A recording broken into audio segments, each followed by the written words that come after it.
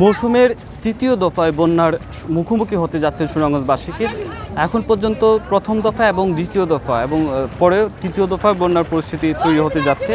যেহেতু সুনামগঞ্জে গত দুদিন ধরে ভারী বৃষ্টিপাত হচ্ছে এবং ভারতের যে চেরাপুঞ্জিতে সেখানে ভারী বৃষ্টিপাত হওয়ার কারণে এই দুর্ভোগ তৈরি হচ্ছে এবং প্রথম দফা এবং দ্বিতীয় দফার যে ক্ষতি সেটি কাটিয়ে উঠতে না উঠতেই আবার তৃতীয় দফায় পানি বৃদ্ধি পাওয়ার কারণে এই পরিস্থিতি তৈরি হয়েছে। এখন পর্যন্ত তাহিরপুর সুনামগঞ্জ সড়কের, আপনারা জানেন তাহিরপুর হচ্ছে জেলার মধ্যে একটি পর্যটনময়ী এলাকা। সেই এলাকায় অনেক পর্যটকরা আসছেন এবং এই পর্যটকরা আসার কারণে এবং আজ যেহেতু শুক্রবার সারা দেশ থেকে অনেক পর্যটক এসেছেন, সেই পর্যটকরা এসে ভোগান্তিতে পড়তে হয়েছে যেহেতু সড়কের বেশ কিছু অংশে পানি প্রবেশ করেছে এবং পানি প্রবেশ করার কারণে তারা ভেঙে ভেঙে আসতে হয়েছে এবং এতে করে তাদের অতিরিক্ত টাকা খরচ করতে হয়েছে এবং তাদের যে বাজেট সেই বাজেটে একটু অতিরিক্তই টাকা খরচ হচ্ছে। তো এখন পর্যন্ত গত 24 ঘন্টায় সুনামগঞ্জে 155 মিলিমিটার বৃষ্টিপাতের রেকর্ড করা হয়েছে। এছাড়াও গতকাল যে তথ্যটি আমরা পেয়েছি সুনামগঞ্জে 260 মিলিমিটার বৃষ্টিপাতের রেকর্ড করা হয়েছে। এছাড়াও ভারতের চেরাপুঞ্জিতে 310 মিলিমিটার বৃষ্টিপাতের রেকর্ড করা হয়েছে এবং এই বৃষ্টিপাত যেহেতু অতিরিক্ত হচ্ছে, এই বৃষ্টিপাত অতিরিক্ত হওয়ার কারণে দ্বিতীয় দফার বন্যার ক্ষমার পরে সুরমা নদীর পানি বিপদসীমা 46 সেন্টিমিটার নিচে প্রবাহিত হচ্ছিল এবং দুদিনে সেটি বেড়ে এখন প্রায় বিপদসীমার 30 সেন্টিমিটার উপরে পানি প্রবাহিত হচ্ছে।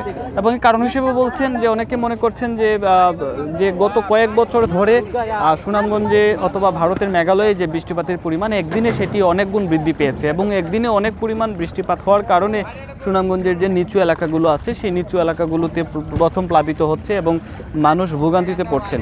এছাড়াও হাওর বাঁচাও আন্দোলনের নেতারা বলছেন প্রতি বছর হাওরে ফসল রক্ষা বাঁধ নির্মাণ করা হয়, সেটি অপরিকল্পিতভাবে নির্মাণ করার কারণে হাওরে পানি চলাচলের যে অবাধ প্রবাহ সেটি বাধাগ্রস্ত হচ্ছে। এর কারণে নদী তীরবর্তী যে এলাকাগুলো আছে এবং সুনামগঞ্জের যে নিচু এলাকাগুলো আছে সেই নিচু এলাকাতে পানি প্রবেশ করে এবং এতে করে মানুষের দুর্ভোগ বাড়ছে এবং মানুষের যে ক্ষয়ক্ষতি সেটির পরিমাণও বাড়ছে। এবং আপনারা জানেন সুনামগঞ্জের প্রথম দফায় বন্যা 16 জুন থেকে শুরু হয় অতিরিক্ত বৃষ্টিপাতের কারণে এবং প্রথম দফার বন্যার রেশ কাটতে না কাটতেই একটু স্বাভাবিক হচ্ছিল সব কিছু, কিন্তু বন্যার যে ক্ষতি সেই ক্ষতির রেশ কাটতে না কাটতেই দ্বিতীয় দফার বন্যা অর্থাৎ 30 জুন থেকে আবারও অতি ভারী এবং মাঝারি বৃষ্টিপাতের কারণে আবারও দ্বিতীয় দফা বন্যার মুখোমুখি হতে হয় সুনামগঞ্জের যে নিম্নাঞ্চলের যে বাসিন্দারা আছে তারা।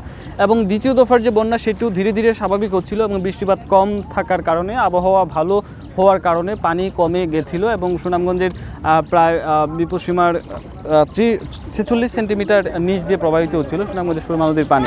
এবং গত দুদিন ধরে আবারও ভারী বৃষ্টিপাতের কারণে সুনামগঞ্জে আবারও বন্যা পরিস্থিতি তৈরি হয়েছে। এখন পর্যন্ত সুনামগঞ্জের সুরমা নদীর পানি বিপদসীমার 30 সেন্টিমিটার উপর দিয়ে প্রবাহিত হচ্ছে। এর কারণে সুনামগঞ্জের যে নিচু এলাকাগুলো আছে সেই নিচু এলাকায় পানি প্রবেশ করেছে এবং যে নিচু এলাকার যে সড়ক আছে, অনেক গ্রামীণ সড়ক আছে, সেই সড়কে পানি প্রবেশ করেছে। এতে করে তাদের স্থানীয়দের চলাচল করতে যেমন অসুবিধায় পড়তে হচ্ছে, এছাড়াও যারা এই রাস্তায় চলাচল করছেন এক জায়গা থেকে আরেক জায়গায় তাদের কিন্তু সমস্যার সম্মুখীন হতে হচ্ছে। তো এখন পর্যন্ত সুনামগঞ্জের যে বন্যা পরিস্থিতি সেটি ধীরে ধীরে অবনতি হচ্ছে তৃতীয় দফায় এবং যেহেতু বৃষ্টিপাত অব্যাহত রয়েছে। পানি উন্নয়ন বোর্ড জানিয়েছেন যে গতকাল রাতে আমার সঙ্গে কথা হয়েছে সুনামগঞ্জ পানি উন্নয়ন বোর্ডের নির্বাহী প্রকৌশলী মোহাম্মদ মামুন হাওলাদারের সঙ্গে। তিনি জানিয়েছেন যে আগামী 24 ঘন্টায় সুনামগঞ্জে ভারী বৃষ্টিপাতের সম্ভাবনা রয়েছে এবং এরপরে বৃষ্টিপাত স্বাভাবিক হবে।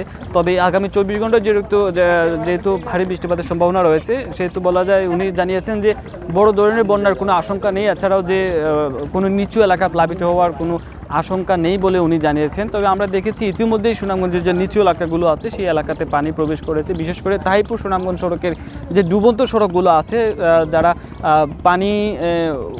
নদীতে পানি হওয়ার পর যাতে এই সড়কের উপর দিয়ে পানি চলে যেতে পারে সেই যে সড়কগুলো আছে, যে সড়কগুলো নির্মাণ করা হয়েছিল সেই সড়কে পানি প্রবেশ করেছে এবং পানি প্রবেশ করার কারণে সড়ক যোগাযোগ, বিশেষ করে সুনামগঞ্জ থেকে তাহিরপুরে সরাসরি সড়ক যোগাযোগ সেটি বন্ধ রয়েছে এবং বন্ধ হওয়ার কারণে এই এলাকায় কিন্তু ফেরি নৌকা বসেছে এবং ফেরি নৌকা করে তারা পারাপার হতে হচ্ছেন। তো এখন পর্যন্ত যে বন্যা পরিস্থিতি সেটি যদি বলি সেটি ধীরে ধীরে অবনতি হচ্ছে। পানি উন্নয়ন বোর্ড জানিয়েছে যদিও বন্যার কোনো আশঙ্কা নেই, হয়তো আজকে ভারী বৃষ্টিপাত হবে, তবে আগামীকাল থেকে সেটি স্বাভাবিক বৃষ্টিপাত হবে। তো এই ছিল সুনামগঞ্জের বন্যা পরিস্থিতির সর্বশেষ খবর।